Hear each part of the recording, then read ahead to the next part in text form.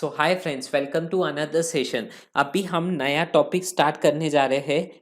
Topic का नाम है डेप्रीसिएशन। डेप्रीसिएशन। अभी इसको हम डिटेल में समझेंगे, क्या है मतलब सब कुछ देखते हैं। तो अब हम इसका पहले मीनिंग समझते हैं डेप्रीसिएशन का। अब पहले मुझे आप इतना बताओ, हमने एसेट का मतलब देखा था। एसेट में हमने देखा था एसेट के टाइप्स कौन थे कि फिक्स एसेट है, फिक्स्ड एसेट, और दूसरा क्या है, करंट एसेट। फिक्स एसेट और करंट एसेट। अब फिक्स एसेट और करंट एसेट में क्या डिफरेंस है? फिक्स एसेट लंबे समय के लिए जो बिजनेस में चलता है, जिसका ड्यूरेशन 1 ईयर से ज्यादा जो बिजनेस में यूज होगा, वो फिक्स एसेट है। जैसे plant and machinery, furniture, laptop, computer, vehicle, फिर उसके बाद एसी, जो भी आपके लैंड, बिल्डिंग, ये क्या हो गए? फिक्स एसेट हो गए। अब करंट एसेट क्या रहते हैं? करंट एसेट जो ड्यूरेशन लेस देन 1 ईयर है। ओके। अब ऑफर से बताओ, फिक्स एसेट में हमने और बाइफर्केशन किया था। क्या बाइफर्केशन किया था? Tangible fixed asset, tangible tangible fixed asset और इंटेंजिबल फिक्स एसेट। अब दोनों का मतलब क्या था? टेंजिबल फिक्स एसेट और इंटेंजिबल के मतलब, टेंजिबल फिक्स एसेट मतलब जो हम देख सकते, जिसे हम फील कर सकते, टच कर सकते, जैसे प्लांट एंड मशीनरी हो गया, लैंड हो गया, बिल्डिंग हो गया, ये क्या हो गया? Tangible fixed asset. और इंटेंजिबल फिक्स एसेट में क्या हो गया? जैसी पेटेंट हो गया, ट्रेडमार्क हो गया, कॉपीराइट हो गया। ये क्या हुआ? आपने सपोज एक प्रोडक्ट की डिजाइन, एप्पल का फोन का है ना, देखो जो सिंबल रहता है एप्पल का, जहाँ फिंगरप्रिंट का ये रहता है जो स्कैन करता है, तो वो भी क्या हुआ है? उसका ट्रेडमार्क है, वैसा कोई दूसरा कॉपी नहीं कर सकता। तो एप्पल के लिए वो चीज क्या हुआ? एसेट हुआ। तो उसे क्या बोलते हैं? Intangible fix asset. टच नहीं कर सकते इसे, समझा? इसे हम टच नहीं कर सकते। ये क्या है? इंटेंजिबल है। जैसे गुडविल हो गया। फिर उसके बाद आपको मैंने और एक इसमें एग्जांपल दिया था, कोको कोला बनाने का कुछ फॉर्मूला है कोको कोला बनाने का। तो ये क्या हो गया? उसने उसका भी पेटेंट लिया है, कॉपीराइट लिया है। तो ये क्या होते हैं? Intangible fix asset. ओके। अब मैंने आपको ये क्यों बताया, पहले आप समझाता हूं। डेप्रिसिएशन ना, डेप्रिसिएशन सब तरह के टेंजिबल फिक्स एसेट पे लगते हैं। क्या बोला मैंने? वापस से बोलो। डेप्रिसिएशन सब तरह के टेंजिबल फिक्स एसेट पे लगता है। ओके। अब क्या रहता है सब देखेंगे। आपको सिर्फ पहले इतना समझा, एसेट में जो फिक्स एसेट में टेंजिबल वाला था, तो टेंजिबल फिक्स एसेट जिसके हमने एग्जांपल्स भी लिख सकते हो आप उधर, इधर यहाँ पे आप एग्जांपल्स भी लिख दो। टेंजिबल फिक्स एसेट में एग्जांपल में लिख लो आप, suppose land, building, plant and machinery, plant and machinery, फिर व्हीकल, फिर कंप्यूटर, फर्नीचर, एक्सेट्रा। ये क्या हो गए? ये हो गए टेंजिबल फिक्स एसेट के एग्जाम्पल। ठीक है। मैंने क्या बोला? डेप्रिसिएशन किस पे लगता है? टेंजिबल फिक्स एसेट पे। इसके लिए पर एक एक्सेप्शन है, लैंड पे डेप्रिसिएशन नहीं लगता है। ओके। तो सिर्फ लैंड पे डेप्रिसिएशन नहीं लगता है, जो टेंजिबल फिक्स एसेट। क्यों, क्या, मैं आपको सब समझाऊंगा। ओके। तो अब मुझे बताओ, आपको पहले इतना समझ गया डेप्रिसिएशन काय पे लगता है, इतना ओके। अब मैं आपको पहले इसका मीनिंग, एक डेफिनेशन लिखाता हूं। आप इधर एक हेडिंग दे दीजिए। पहले हम इधर मीनिंग लिख लेते हैं। मीनिंग क्या है डेप्रिसिएशन का?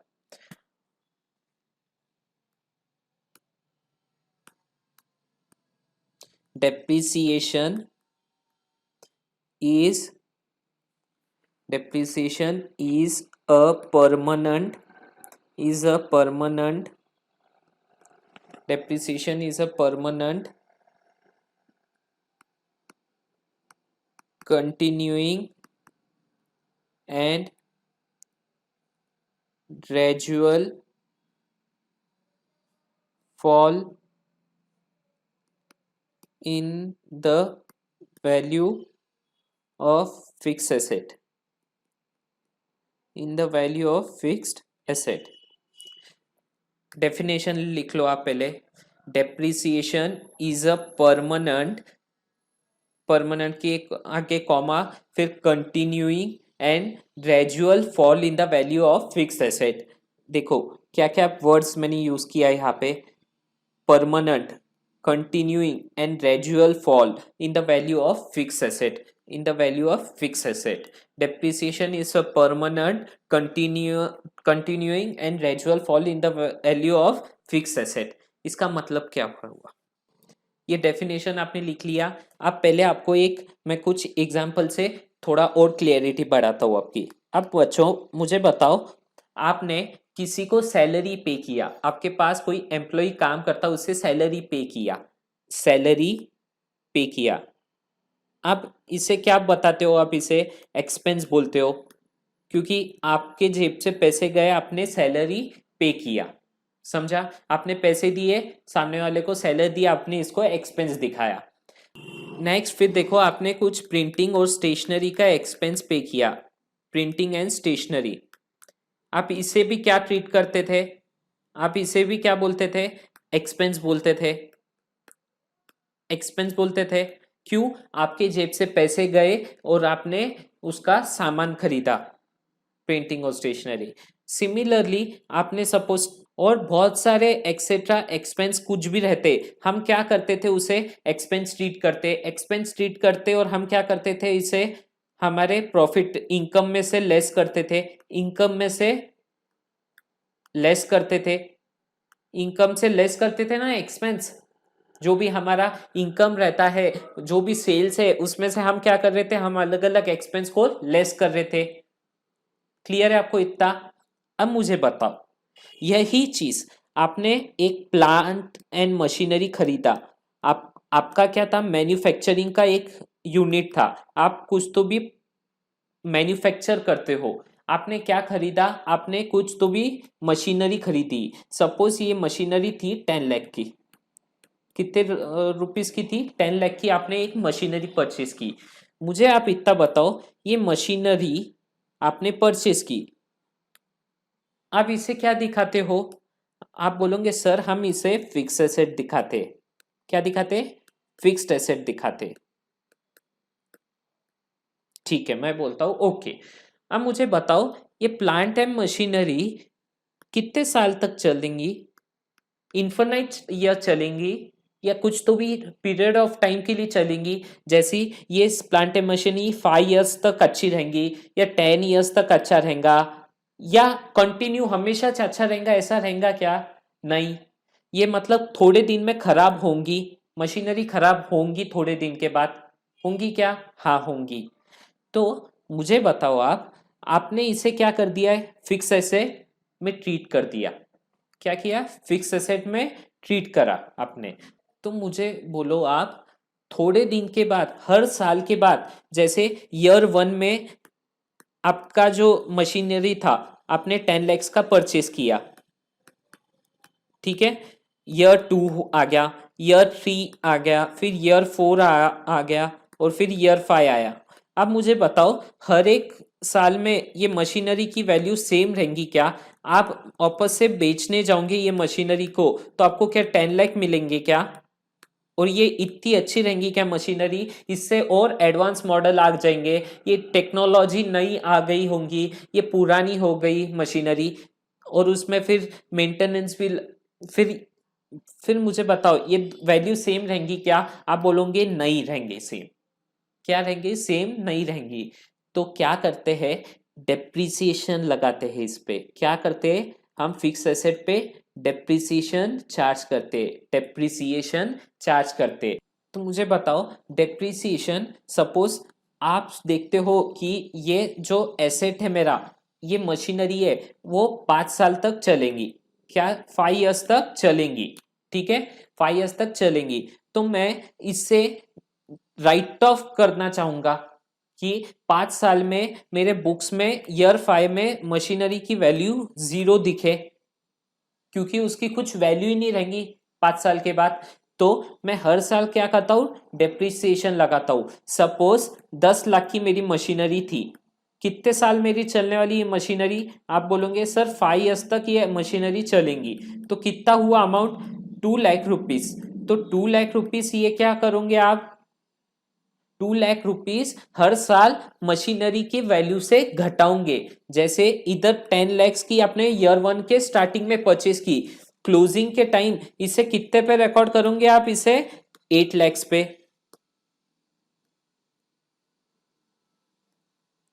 ये 8 लाख पे रिकॉर्ड करोगे। फिर इस इधर कितने पे करोगे, 6 लाख, इधर 4 लाख, इधर 2 लाख, और ईयर 5 पे क्या हो गया, ये 0 वैल्यू हो गई इसकी, क्योंकि ईयर 5 में ये मशीनरी नहीं चलेंगी। तो डेप्रिसिएशन आपने एसेट पे चार्ज किया, डेप्रिसिएशन से आपने एसेट की वैल्यू कम की, एसेट की वैल्यू कम की।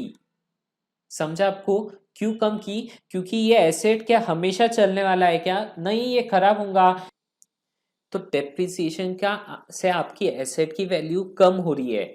समझा आपको, कि आपका एसेट बुक्स में बैलेंस शीट में क्लोजिंग के टाइम कम दिख रहा है, क्योंकि हमने डेप्रिसिएशन उस पर चार्ज किया है। और ये जो डेप्रिसिएशन जो आपने चार्ज किया है, जैसे इधर 2 लाख रुपीस आपने ईयर 1 में चार्ज किया, फिर ईयर 2 में फिर से 2 लाख, ईयर 3 में 2 लाख।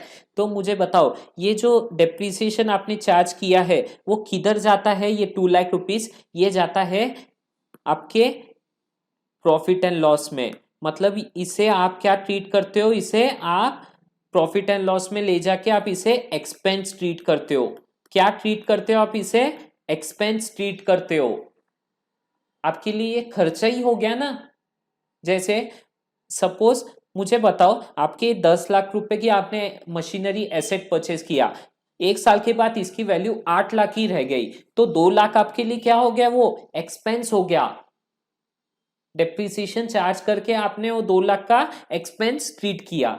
समझा, तो ये प्रॉफिट एंड लॉस में आप इसे ले जाते हो, और आपकी जो इनकम रहती है उसमें से डेप्रिसिएशन भी आप लेस करते हो। जैसे हम इधर सैलरी लेस करेंगे, प्रिंटिंग एंड स्टेशनरी, जो भी अलग अलग एक्सपेंस, उसके साथ आप डेप्रिसिएशन को भी लेस करोगे। ओके, अब आगे समझो।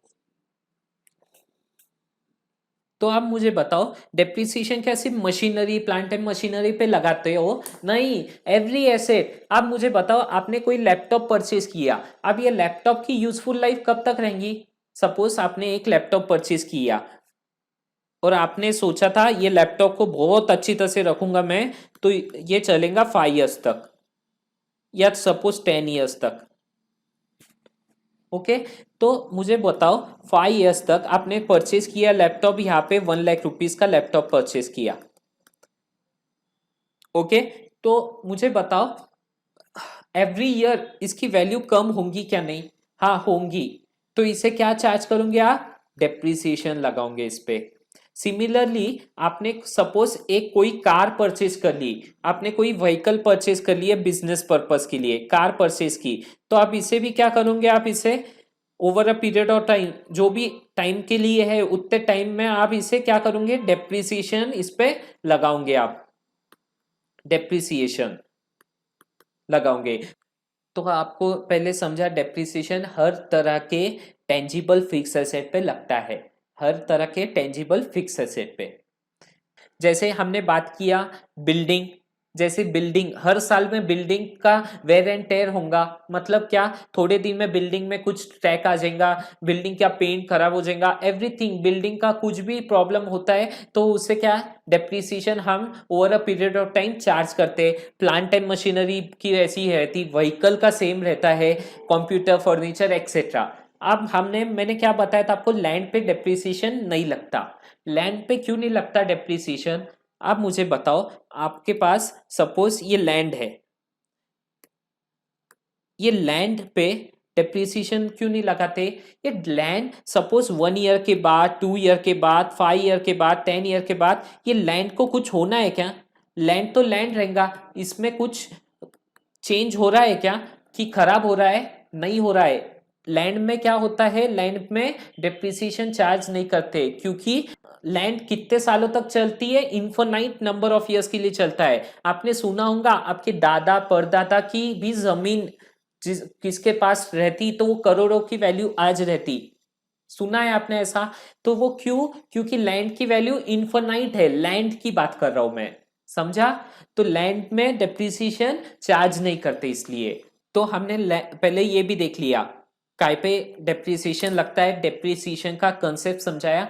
आप मीनिंग समझो इसका क्या है। Depreciation is a permanent continuing and gradual fall in the value of fixed asset. Depreciation is a permanent मतलब परमानेंट नेचर का है। डेप्रिसिएशन से वैल्यू ऑफ एसेट कम होती रहती है। जैसे मुझे बताओ, लैपटॉप ईयर 1 में लैपटॉप की वैल्यू सपोज 1 लाख है, ईयर 2 में उसकी 80,000, ईयर 3 में और कम होंगी 60,000, फिर 40,000। क्यों? क्योंकि बहुत सारी और एडवांस टेक्नोलॉजी आती रहती है और इसका वैल्यू और कम होता चलता है। तो ये परमानेंट फॉल है, ऐसा नहीं है कि ईयर 1 में 1 लाख है, फिर ईयर 2 में 80,000, फिर ईयर 3 में फिर से 1 लाख, नहीं होता है। डेप्रिसिएशन से क्या होता है, इज अ परमानेंट कंटिन्यूइंग मतलब हर साल लग रहा है, और ग्रेजुअल फॉल मतलब थोड़ा थोड़ा चार्ज कर रहे हैं। जैसे हमने आप थोड़ा थोड़ा करके ओवर द जितने साल का वो यूजफुल लाइफ है उसकी, जैसे 5 साल वो लैपटॉप चलने वाला है, तो 5 साल में आपने उसको थोड़ा थोड़ा पोर्शन आपने प्रॉफिट एंड लॉस में एक्सपेंस चार्ज किया, आपने एक्सपेंस में डाला उसे, आपने थोड़ा थोड़ा, ग्रेजुअल फॉल मतलब थोड़ा थोड़ा आपने डाला डेप्रिसिएशन प्रॉफिट एंड लॉस में, ठीक है? तो depreciation is a permanent continue and gradual fall in the value of fix asset. आपको इतना क्लियर हो गया पहले डेप्रिसिएशन का? ओके, अब नेक्स्ट पार्ट पे चलते। नेक्स्ट लिखो यहाँ पे reasons for depreciation, reasons for depreciation. अब डेप्रिसिएशन लगाने का रीजंस क्या क्या है, तो अब पहले आप मुझे बोलोगे रीजन क्या है। तो पहला लिखो use of asset, use of asset. फिर सेकेंड लिखो efflux of time, efflux of time, efflux of time. मैं आपको सब समझाऊंगा, आप लिख लो। यूज ऑफ एसेट, सेकेंड है efflux of time, third reason है ऑब्सोलेंस। अब सबका मतलब समझाऊंगा मैं आपको एक एक। देखो डेप्रिसिएशन चार्ज करने के रीजन क्या है। पहला हुआ यूज ऑफ एसेट। आप मुझे बताओ, आप कोई भी एसेट, आपके पास लैपटॉप हो, मशीनरी हो, जो कंटिन्यू यूज करोगे आप उसे, कार को कंटिन्यू यूज करोगे आप, तो उसकी क्या होंगे, उसकी वैल्यू कम होंगी। मुझे बताओ, सपोज आप कंटिन्यू यूज करोगे तो उसमें वेयर एंड टेयर होगा, क्या होगा, वेयर एंड टेयर होगा, वेयर एंड टेयर होगा। ये टेक्निकल वर्ड है, वेयर एंड टेयर, ऐसा यूज करते हैं अकाउंट्स में। वेयर एंड टेयर मतलब कि कंटिन्यू यूज ऑफ एसेट करते हो तो उससे क्या होता है, एसेट का वेयर एंड टेयर होता है। ओके, तो कंटिन्यू यूज ऑफ एसेट की वजह से गाड़ी की वैल्यू कम होती है, समझा? तो इससे क्या हो रहा है, डेप्रिसिएशन इसलिए लगाते हैं। सेकेंड रीजन क्या है, एफ्लुएक्स ऑफ टाइम। मतलब सिंपल वर्ड्स में क्या है एफ्लुएक्स ऑफ टाइम का मतलब, ये देखो स्पेलिंग इसकी बराबर लिखा क्या, AEFFLUX है, EFFLUX, LUX, एफ्लुएक्स ऑफ टाइम। तो एफ्लुएक्स ऑफ टाइम का मतलब क्या हुआ कि जैसे जितना समय ज्यादा होता चलेगा वो एसेट खराब होता चलता है। जैसे मुझे बताओ, आपने सपोज एक एसी परचेस की, ओके, ये एसी लगा दी आपने एक और उसको यूज भी नहीं किया, आपने यूज भी नहीं किया, तो भी मुझे बताओ 10 साल के बाद वो एसी कैसी रहेंगी, पूरी गंज जाएंगी, है खराब हो जाएंगी, सब टेक्नोलॉजी खराब हो जाएंगी, सब चीज हो जाएगा। तो ये क्या होगा, over a period of time खराब हो गया वो ऑटोमेटिक। तो over a period of time भी डेप्रिसिएशन लगाना लगता है फिर, क्योंकि एसेट की लाइफ क्या है, एसेट की लाइफ लिमिटेड है, 2 साल, 5 साल, 10 साल ऐसा कुछ है, पर लिमिटेड है, इन्फिनाइट लाइफ है क्या, नहीं है। तो इसलिए एसेट पे डेप्रिसिएशन लगाते हैं, क्योंकि over a period of time asset की वैल्यू कम होती है हर साल के बाद। ओके। अब थर्ड रीजन क्या है, ऑब्सोलेंस। ऑब्सोलेंस मतलब, मुझे बताओ, इसका मतलब है over a period of time, थोड़े सालों के बाद इससे अच्छी टेक्नोलॉजी आ जाती है, इसलिए आपको चेंजेस करना पड़ता है। इससे अच्छा, कम दाम में आपको और एक अच्छा प्रोडक्ट मिल जाता है। जैसे सिंपल इसमें बोलता हूँ, आप मोबाइल परचेस करते हो, मोबाइल परचेस करे बाद कितने नए वर्जन्स, नए नए हैंडसेट्स रोज आते हैं, कितने इंप्रूवमेंट्स हमेशा आते हैं कंटिन्यू। तो मुझे बताओ, ये पुराना मोबाइल क्या हो गया है, ऑब्सोल्यूट हो गया है। मतलब इसका यूज जो था पहले, कम जीबी रैम था, फिर इससे एडवांस मोबाइल आ गए, वो भी सस्ते प्राइस पे आ गए। तो इससे क्या हो रहा है, इसलिए डेप्रिसिएशन लगाना पड़ता है, क्योंकि पुराना जो आपका मोबाइल है उसकी वैल्यू आज सेम नहीं है, क्योंकि टेक्नोलॉजिकल चेंजेस और इंप्रूवमेंट के वजह से हमेशा कंटिन्यू चेंजेस हो रहे हैं, इसलिए डेप्रिसिएशन लगाते हैं। तो क्या क्या, पहला हमने 3 रीजन समझे। पहला है कि कंटिन्यू यूज करने से एसेट, एसेट को आप कंटिन्यू यूज करोगे तो उसका क्या होता है, वेयर एंड टेयर होता है, तो इसलिए डेप्रिसिएशन लगाना पड़ता है। दूसरा है एफ्लुएक्स ऑफ टाइम, और थर्ड था ऑब्सोलेंस टाइम। तो इसके वजह से हम क्या, ये रीजंस थे डेप्रिसिएशन लगाने के, रीजंस फॉर डेप्रिसिएशन। अब आगे हम नेक्स्ट हेडिंग देना कि ऑब्जेक्टिव्स क्या है और इंपॉर्टेंस क्या है डेप्रिसिएशन के। तो हेडिंग देना ऑब्जेक्टिव्स, ऑब्जेक्टिव्स और इंपॉर्टेंस, ऑब्जेक्टिव्स और importance of charging depreciation, objectives और इंपॉर्टेंस ऑफ डेप्रिसिएशन। तो डेप्रिसिएशन चार्ज करने के ऑब्जेक्टिव्स क्या है, इंपॉर्टेंस क्या है। तो इसमें हम एक एक टर्म लिखाता हूँ, आपको हेडिंग लिखो और फिर समझाता हूँ। तो पहला हुआ टू डिटरमाइन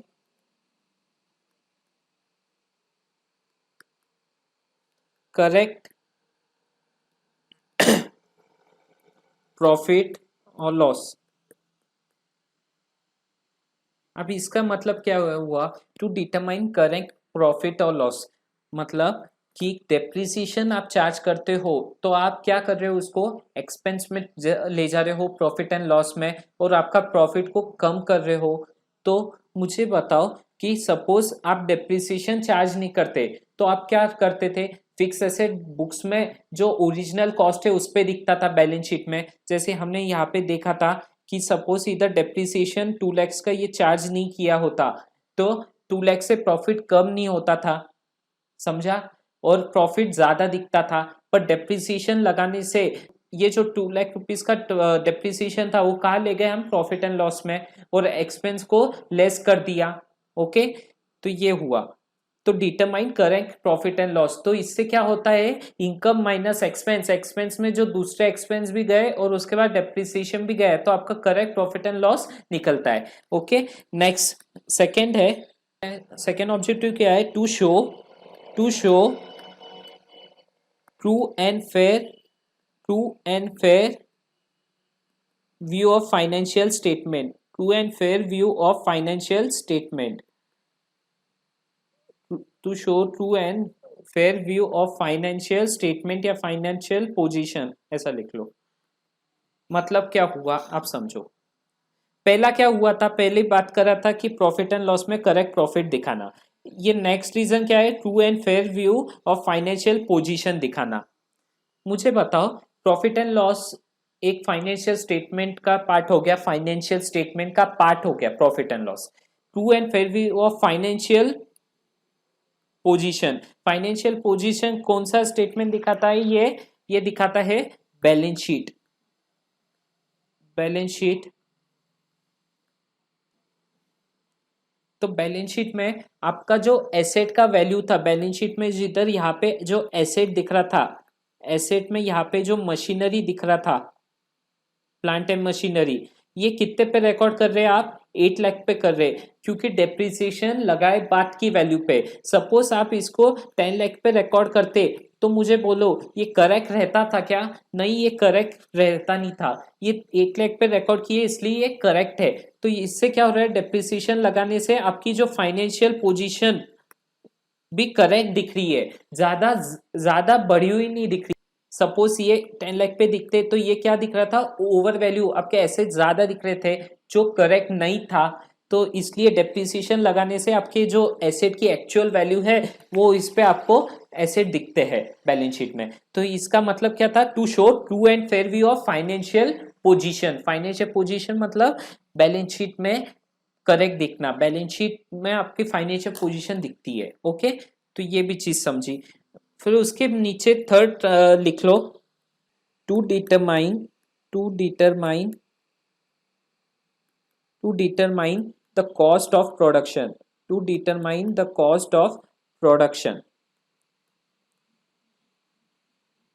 क्या है इसका मतलब समझो। To determine the cost of production, इसका मतलब क्या है, आप मुझे बताओ, समझो आप एक ही मिनट, इसको एक एग्जांपल से समझाता हूँ। ये मेरी एक फैक्ट्री है, ठीक है। इस पे मैं क्या करता हूँ, इसमें मेरे फैक्ट्री में अलग अलग मशीनरी है, प्लांट एंड मशीनरी है, अलग अलग वेराइटीज के मशीनरीज है। इससे मेरा क्या, मैं सपोज इससे कुछ मेरा प्रोडक्ट मैन्युफैक्चर कर रहा हूँ। प्रोडक्ट मैन्युफैक्चर, सपोज इसमें एग्जांपल लेते हैं, हम कोई बिस्किट मैन्युफैक्चर कर रहे हैं, हम कोई तो भी बिस्किट बना रहे हैं। तो मुझे बताओ, ये बिस्किट बनाने के लिए मुझे कुछ खर्चा लगाऊंगा, कॉस्ट लगे होंगे। ओके, आप इससे सोचिए, ये सपोज ओरियो बिस्किट है। ओके, ओरियो बिस्किट है, तो आप इसका बोलो ओरियो बिस्किट बनाने के लिए कुछ कॉस्ट लगता होगा। तो ओरियो बिस्किट का ये प्राइस निकालने के लिए कंपनी क्या करता होगा, कॉस्ट जो भी रहा, सपोज ओरियो बिस्किट का ये कॉस्ट एक यूनिट बनाने के लिए जो भी लगता है, उसमें क्या करेंगे वो प्रॉफिट पर यूनिट, कि मुझे एक बिस्किट के पीछे इतना प्रॉफिट होना है। तो फिर मेरा क्या मिलेगा, इधर मेरे को सेल प्राइस मिलेगा, सेल प्राइस। तो हमें ये जो सेल प्राइस रहता है, सपोज ये 10 रुपीज में ओरियो बिस्किट बिक रहा है, तो अब इससे कैसे पता चला कंपनी को कि 10 रुपए में इसे बेचना है, क्योंकि उसने कुछ जो भी कॉस्ट आया था उसके पास, ओके, उसमें सपोज उसने देखा कि 2 रुपीज का मुझे प्रॉफिट होना है पर बिस्किट, तो मैं कितने में बेचना चाहूंगा बिस्किट, कि मुझे 2 रुपए का प्रॉफिट मिले कॉस्ट के ऊपर। तो जैसे सपोज कॉस्ट आता था 8 रुपीज, तो कितने में बेच रहा था वो 10 रुपीज। सपोज कॉस्ट रहता था 10 रुपीज, तो कितने में बेचता था ओरियो बिस्किट 12 रुपीज। ऐसे ही डिफर करेगा कि 20 रुपीज का समझो कॉस्ट था और 2 रुपीज प्रॉफिट होना था, तो 22 रुपीज, डिपेंड करता था कि कॉस्ट कितना है। समझा। तो मुझे बताओ, कॉस्ट समझो बराबर रहा तो सेलिंग प्राइस भी डिसाइड कर सकेगा कंपनी। समझा क्या, cost per biscuit, cost per biscuit. Depreciation लगाओगे तो कॉस्ट ऑफ प्रोडक्शन भी निकालने में हेल्प करता है। समझा। To provide funds, to provide funds for replacement, to provide funds for replacement, to provide funds for replacement. इसका मतलब क्या है, ये वाला जो रीजन है, ये ऑब्जेक्टिव है, ये आपको मैं कुछ क्वेश्चंस कराने के बाद आपको ये समझाऊंगा कि क्या है इसका मतलब। ओके, हाईलाइट करना ये लाइन को कि depreciation, depreciation is a depreciation is a non cash, non cash expense. Depreciation is a non-cash expense. Depreciation is a non-cash expense. क्या हुआ इसका मतलब, समझाता हूं, ठीक है। Depreciation is a non-cash expense. बच्चों एकदम सिंपल, आपको एक मैं क्वेश्चन पूछता हूं पहले। आप डेप्रिसिएशन चार्ज काय पे करते हो, डेप्रिसिएशन आप जब लगाते हो क्या होता है, उससे आपके फिक्स एसेट की वैल्यू क्या होती है, कम होती है, आपकी एसेट की वैल्यू कम होती है, और आपका जो डेप्रिसिएशन एक्सपेंस है, डेप्रिसिएशन एक्सपेंस आपका बढ़ रहा है। फिक्स एसेट की वैल्यू कम होती है और डेप्रिसिएशन, ये जो एक्सपेंस है वो बढ़ रहा है। ये एसेट है, एसेट क्या हो रहा है, इसमें कम हो रहा है और एक्सपेंस इसमें बढ़ रहा है। तो आप एंट्री क्या कर रहे थे, एसेट कम हो रहा तो आप क्या करते, क्रेडिट करते, एक्सपेंस बढ़ रहा तो क्या करते, डेबिट करते। डेबिट कर रहे हो आप एक्सपेंस को, तो डेप्रिसिएशन की जर्नल एंट्री क्या हो गई थी, depreciation account debit, depreciation account debit to क्या कर रहे हो आप, टू जो भी सपोज मशीनरी को आपने कम किया, to plant and machinery account आता था यहाँ पे, प्लांट एंड मशीनरी अकाउंट, ऐसे डेप्रिसिएशन की आप एंट्री पास करते थे।